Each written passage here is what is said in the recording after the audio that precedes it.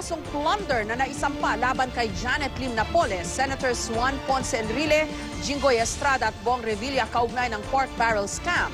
Nahaharap na rin sila ngayon sa kasong graft o katiwalian. Isinampa ang bagong kaso kanina sa Sandigan Bayan. Si Enrile naka-empake na raw at handang makulong. Gayun din daw si Estrada pero lalaban pa rin daw siya. Habang si Senador Bong Revilla naging emosyonal sa kanyang privilege speech kanina sa Senado. Live mula sa Quezon City, may report si Jam Sisante. Jam? Yes, Jessica, tila nagpapaalam na si Senador Bong Revilla sa kanyang privilege speech kanina dahil inaasahan daw niya anumang oras ay posibleng maglabas na ng warrant of arrest ang Sandigan Bayan laban sa kanya. We say, let your will be done. Tanggap na raw ni Senador Bong Revilla Jr. na anumang oras ay pwede siyang ipaaresto ng Sandigan Bayan. Handa raw siyang makulong. Pero kung si Janet Napoles daw ay may listahan, meron din siyang bersyon. I also have a list. Mas matindi ito sa lahat ng iba pang listahan. First on my list is God. Alam ko pong hindi niyo po ako pababayaan. Isa-isa niyang pinapurihan at pinasalamatan ang mga kabaro sa Senado. Animoy namamaalam ang senador sa kanyang talumpati. Pero sabi niya, hindi siya mag-resign. Senator Estrada, Cosa, hindi ito ang katapusan natin. Tinapos ni Revilla ang kanyang talumpati sa isang audiovisual presentation ng kanya raw orihinal na kanta. Salamat sa inyong pagmamahal.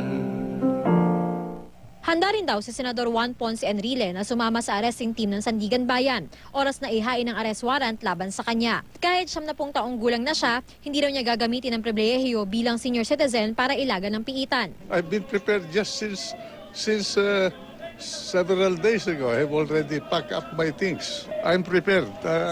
Even if I'll die in my cell, it's okay. Nauna na rin sinabi ni Senador Jinggoy Estrada na handa siyang sumuko sakaling iparesto siya ng korte. Pero hindi raw siya makukulong nang hindi lumalaban. As I've said, masyado nilang minabilis yung kaso. Mukha yata hindi binasa yung aming motion for reconsideration. And of course, we will exhaust all legal remedies.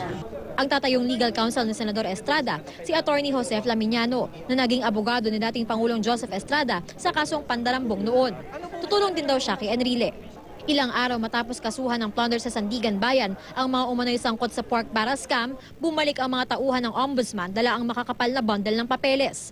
Mga dokumentong gagamitin para maihain ang kasong graft laban sa mga sinasabing nagkamaldi umano sa kaban ng bayan. 11 counts ng graft ang isinampa laban kay Estrada, 15 kay Enrile at 16 naman kay Revilla. Kasama rin sa kinasuhan ang sinasabing utak ng pork barrel scam na si Janet Lim Napoles. Presidente ng isa niyang NGO na si John Raymond de Asis, staff ni Revilla na si Attorney Richard Cambe, Budget Undersecretary Mario Lampagos at si Technology Resource Center Director General on Leave Dennis Cunanan, dati nang nagpresentang maging state witness. Jessica, sinusubukan pa natin kuhanan ng pahayag o ng panig iba pang kinasuhan ng graft sa Sandigan Bayan ngayong araw, Jessica. Jam, ano ang reading ng mga Senate reporter katulad mo kanina dito sa privilege speech ni Senator Revilla? Jessica, kanina bago mag-privilege speech sa Senador Bong Revilla, inaasahan natin na meron siyang malaking pasabog dahil sabi nga niya, meron daw siyang ibibigay na listahan dun sa kanya, or may mga source na nagsasabi na meron siyang ilalabas na listahan dun sa kanyang privilege speech. Pero nung nakita nga natin at napakinggan natin yung kanyang privilege speech, akala natin mag-resign na siya dahil nga nagpapaalam na siya. Pero yun nga, nilinaw naman niya sa bandang huli na hindi raw siya nagbibitiw. Talagang inaasahan lang talaga niya na anytime now ay posibleng arestuhin na nga siya ng Sandigan Bayan. Ganun din yung sinasabi ng dalawa pang senador na inaakusahan ng plunder dun sa Sandigan Bayan. Parang, tama ba? Parang wala akong nakitang negative. Binasa ko yung transcript ng kanyang speech. Dun sa mga kapwa niya senador, kahit yung mga hindi nila kaalyado at kahit yung mga naging aktibo ang papel sa Blue Ribbon Committee, Jam.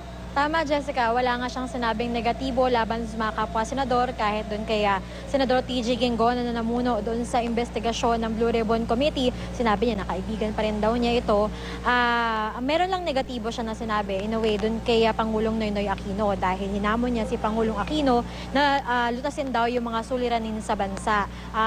Dapat daw hindi hayaan ni Pangulong Aquino na ang maging legacy lang niya ay yung pagpapakulong doon sa mga hindi niya kaalyado. Pero yun nga, doon sa mga mismong kasama niya sa Senado, maayos naman yung kanyang mga sinabi. Katunayan, nagpapatawa pa nga siya sa ibang instances, kaya medyo na-lighten yung mood kahit na may mga panahon na medyo naiiyak na siya dahil nga nagpapasalamat siya dun sa kanyang pamilya at dun nga raw sa Diyos. Jessica. Okay, si Senator Enrile at si Senator Estrada, may balita ba kung magbibigay din sila ng privilege speech?